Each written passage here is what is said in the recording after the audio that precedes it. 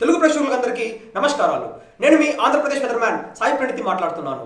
ఈరోజు వారాంతం కాబట్టి ఒక ఎగ్జైటింగ్ టాపిక్తో మీ ముందున్నాను. సో ఏమంటే ఈరోజు మనము ఎల్ నినో ప్రభావం గురించి ఈరోజు మనం మాట్లాడుకుంటాం. ఎల్ నినో ప్రభావం అంటే ఏంటి, ఎందుకు దాన్ని చూస్తే మనం భయపడతారు, ఎందుకు దాన్ని చూస్తే చాలా మంది రైతులు వచ్చేసి ఈసారి కరువు వస్తుందా అన్న ఒక సంఘర్షణలో ఉంటారు. ఎందుకు దాని యొక్క ప్రభావం అంత తీవ్రమైనదా, ఆ ప్రభావం వచ్చేసి ఈసారి ఎలా ఉండబోతుంది, అలానే వచ్చేసి ఎల్ నినో యొక్క పూర్తి వివరాలను ఈ వీడియోలో అందించాలనుకుంటున్నాను. సో అందరికీ బాగా అర్థం అవ్వాలని, అందరికీ బాగా ఇంట్రెస్టింగ్గా ఉండాలని దీన్ని కొంచెం క్రియేటివ్గా అనాలిసిస్ చేసి మీ అందరి ముందు ఉంచుతున్నానండి. సో అందరూ తప్పకుండా వీడియోని చివరి దాకా చూడండి, ఎక్కడా మాత్రం స్కిప్ అనేది చేయకండి.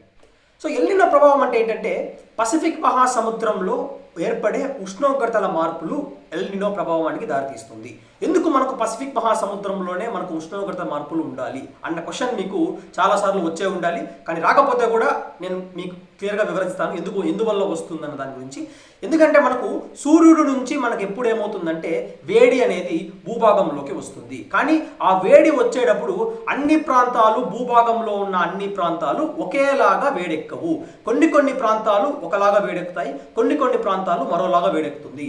ఆ వేడి, ఆ డిఫరెన్షియల్ అంటే ఏమంటే ఆ వేడిలోనే విభిన్నత అనేది ఏర్పడుతుంది. కాబట్టి ఆ విభిన్నత నుంచి వచ్చేదే ఎల్ నినో ప్రభావం. ఇది ఒక భూభాగం మీద ఏర్పడే ఆ వేడి కాదు, సముద్రాల మీద ఏర్పడే వేడినే ఎల్ నినో అంటారు. సో ఎందుకు మనకు సముద్రాల మీదనే ఏర్పడుతుంది అంటే నీరు వచ్చేసి భూభాగం కంటే మెల్లగా వేడెక్కుతుంది, అలానే మెల్లగా చల్లబడుతుంది. ఆ మెల్లగా వేడెక్కడం, మెల్లగా చల్లబడడం వలన మనకేమవుతుందంటే సముద్రంలో మనకు ఓషన్ కరెంట్స్ అనేది డెవలప్ అవుతుంది. అంటే లోపలనే సముద్రం లోపలనే ఒక ఓషన్ కరెంట్, అంటే ఒక గాలిలాగా లోపల గాలి వెంబడిగా మనకేమవుతుందంటే అలలు కూడా ఇట్లా ప్రవహిస్తుంటుంది. ఆ అలల వెంబడిగా మనకేమవుతుందంటే ఇప్పుడు అలలు అనేది ఒక సమూహంగా వెళ్తుంది, అంటే ఆ సమూహం వెనకాలనే ఈ యొక్క ఉష్ణోగ్రత మార్పులు అనేవి ఇలా కొన్ని రోజులు పసిఫిక్లో ఉంటుంది, అలా కొన్ని రోజులు వచ్చేసి మన హిందూ మహాసముద్రము, అలా ఇండో పసిఫిక్ మహాసముద్రానికి వచ్చి చేరుతుంది. సో ఆ విధంగా ఉంటుంది కాబట్టి ఎల్ నినో ప్రభావం అంటారు. సో ఎల్ నినో ప్రభావం వలన ప్రపంచం వ్యాప్తంగా మనకేమంటే చాలా తీవ్రమైన మార్పులు ఉంటుంది. సో ఏమవుతుందంటే ఎల్ నినో ప్రభావం వచ్చేసి ఎప్పుడైతే ఎల్ నినో ప్రభావం తీవ్రంగా ఉంది అంటే సౌత్ అమెరికా దేశం కానీ, లేకపోతే మెక్సికో దేశం కానీ, అలా నార్త్ అమెరికాకి సరిహద్దుగా ఉన్న ప్రాంతాలు కానీ, ఆ ప్రాంతంలో మొత్తం మనకేమవుతుంది అంటే మనకు వర్షాలు అనేవి బాగా తీవ్రంగా పడుతుంది.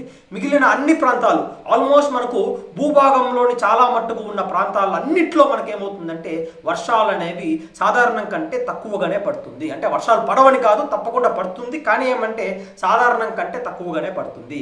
కానీ మనకు లా నినా అనేది ఒకటి ఏర్పడింది. అంటే లా నినా అంటే ఏమవుతుందంటే ఎప్పుడైతే మనకు సముద్రంలో, అంటే మనకు పసిఫిక్ మహాసముద్రంలో సౌత్ అమెరికాకి దగ్గరగా ఉన్న ఆ ఉష్ణోగ్రతలు వచ్చేసి ఎప్పుడైతే ఆ బలమైన ఉష్ణోగ్రతలు మెల్లగా హిందూ మహాసముద్రము అలానే ఇండోనేషియా వైపుగా వస్తుందో అప్పుడు మనకేమవుతుందంటే దాన్ని లా నినా అంటారు.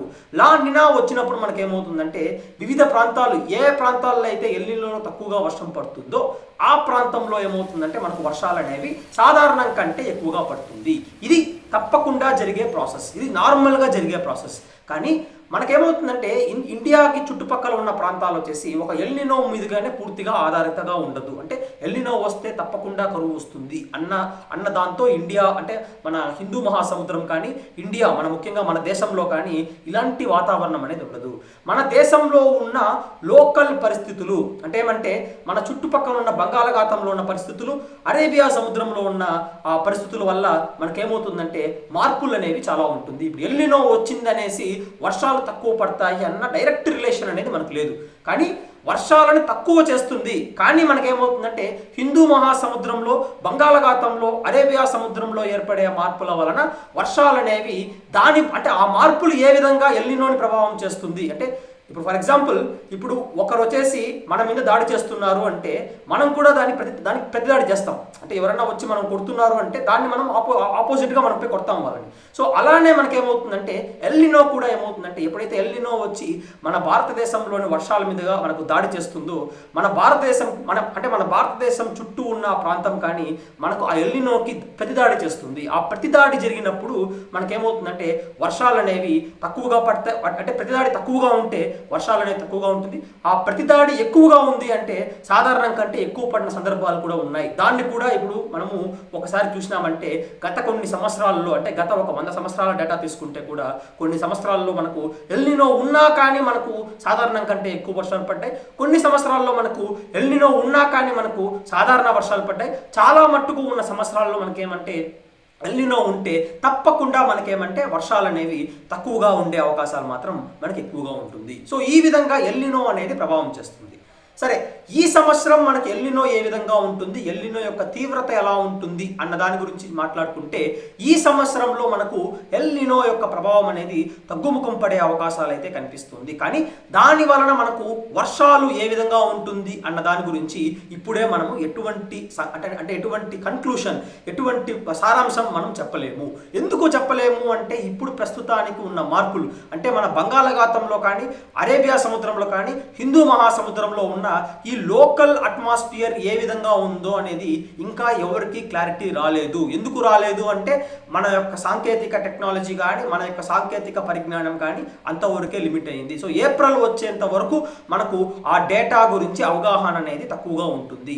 ఏప్రిల్ తర్వాతనే మనకు ఎల్నినో యొక్క ప్రభావం మన భారతదేశం మీదుగా ఉంటుందా, ఎల్నినో పోయి లానినో వచ్చాక కూడా మనకు వర్షాలు ఏ విధంగా పడే అవకాశాలు ఉంది అన్న దాని గురించి పూర్తి అవగాహన వస్తుంది. సో అందరూ ఈ వీడియోని బాగా ఎంజాయ్ చేశారని, ఎల్నినో గురించి అలానే ఎల్నినో యొక్క ప్రభావం గురించి అందరూ బాగా తెలుసుకున్నారని నేను మనస్ఫూర్తిగా ఆకాంక్షిస్తున్నాను. సో ఇంకా ముందు వారాంతాల్లో మంచి మంచి వీడియోస్తో మీ ముందు ఉంటారని